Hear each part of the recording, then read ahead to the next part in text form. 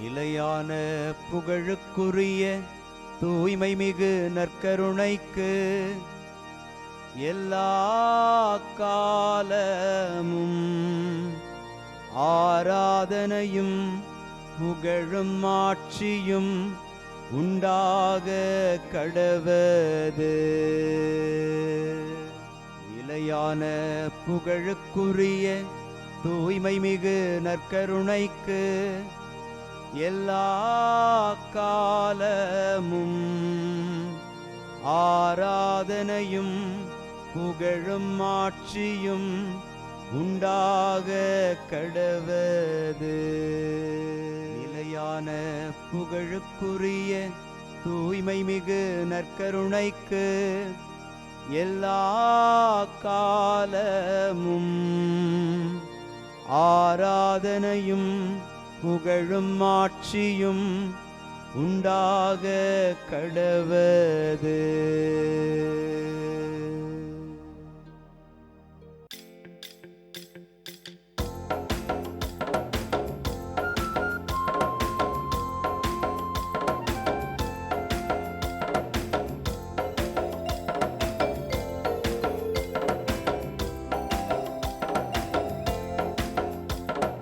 அரியணையில் வீற்றிருப்பவரே, உமக்கே ஆராதனை.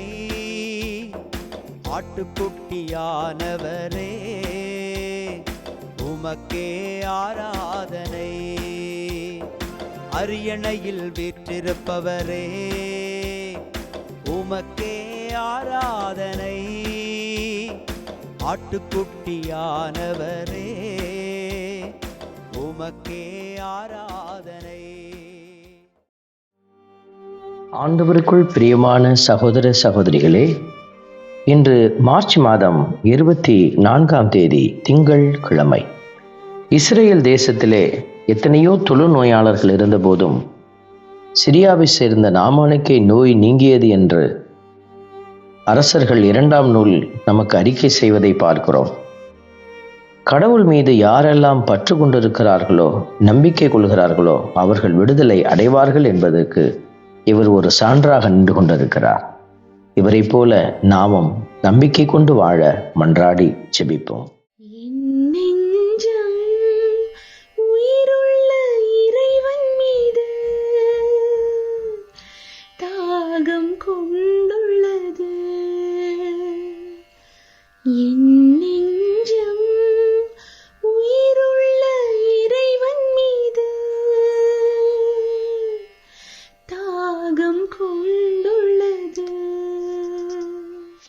திருப்பாடல் 42 நமக்கு அருளப்பட்டிருக்கிறது.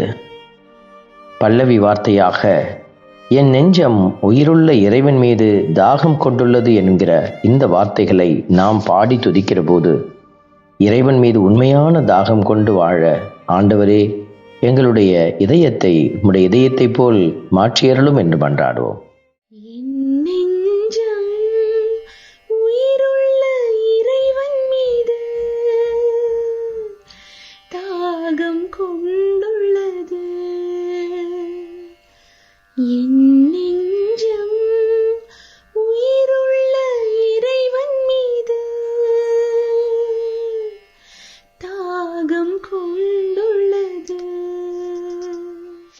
கலைமா நீரோடைகளுக்காக ஏங்கி தவிப்பது போல் கடவுளே என் நெஞ்சம் உமக்காக ஏங்கி தவிக்கிறது என்கிற இந்த வார்த்தைகள் உண்மையாகவே கடவுள் மீது தாகம் கொண்டு உண்மையாகவே கடவுளுக்காக ஏங்கி தவிக்கிற ஒரு உணர்வு நம்மிடத்தில் இருக்கிறதா என்பதை நாம் உணர்ந்து பார்க்க அழைக்கப்படுகிறோம். இந்த தவ காலத்தில் இறைவன் மீது தாகம் கொண்ட பிள்ளைகளாக, பயம் கொண்டு அச்சம் கொண்டு கடவுளை அன்பு செய்கிற அல்ல, உண்மையாகவே அவர் செய்த நன்மைகளை நினைத்து மகிழ்ந்து அன்பு செய்கிற பிள்ளைகளாக மாற மன்றாடுவோம்.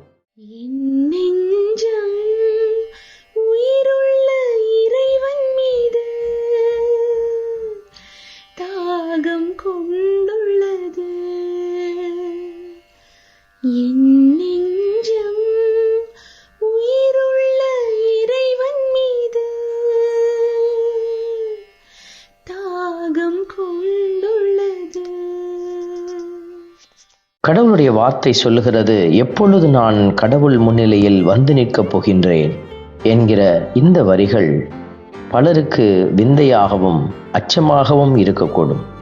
பலர் இறப்பதை ஒரு சாபமாக கருதி கொண்டிருக்கிறார்கள்.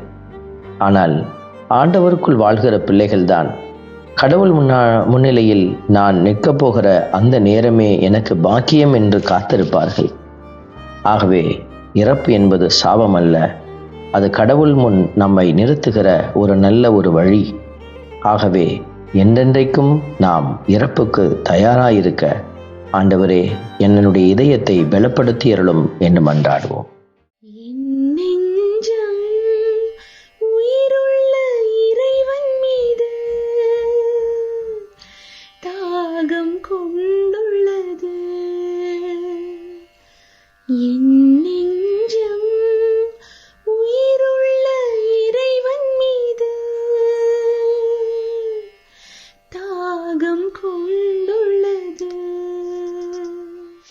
ஆண்டவருடைய வார்த்தை நமக்கு உரைக்கிறது, நான் கடவுளின் பீடம் செல்வேன், என் மன மகிழ்ச்சியாகிய இறைவனிடம் செல்வேன் என்று.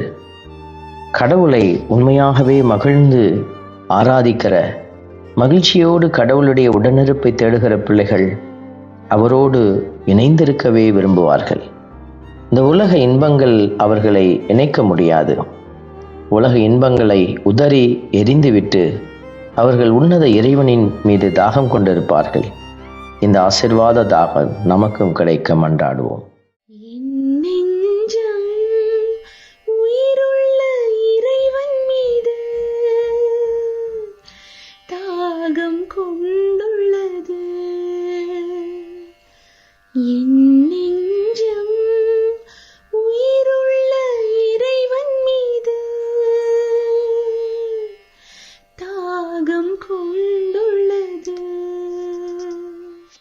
அன்பே உருவான இறைவா, உம்முடைய இரக்கத்திலே நாங்கள் எந்நாளும் இணைந்திருக்கிற பாக்கியத்தோடு வாழ எங்களுக்கு நீரே உதவி புரியும்.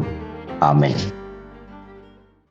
நாம் வல்ல இறைவன் தந்தை, மகன், தூய ஆவியார் உங்களையும் உங்கள் குடும்பத்தையும் நிறைவாய் ஆசீர்வதிப்பாராக. ஆமென்.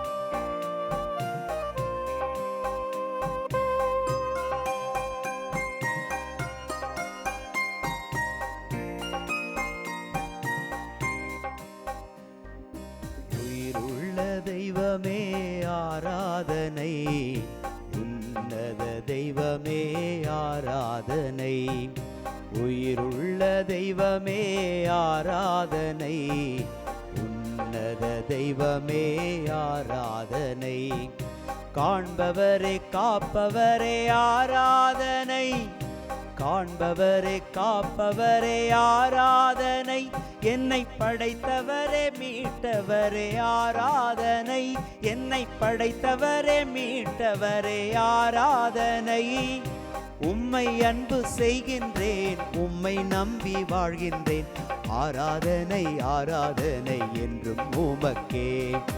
உம்மை அன்பு செய்கின்றேன், உம்மை நம்பி வாழ்கின்றேன், ஆராதனை ஆராதனை என்றும் உமக்கே. உயிருள்ள தெய்வமே ஆராதனை, உன்னத தெய்வமே ஆராதனை.